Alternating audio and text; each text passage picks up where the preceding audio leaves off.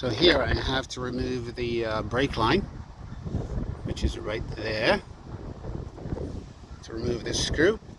And then after I remove that, I'm going to reattach it to this, bolt it on.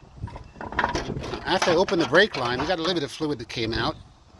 Not a lot, but I did open the brake master cylinder, and I put a brake hold on the brake so that it stays in place, so the fluid doesn't leak. Let me show you.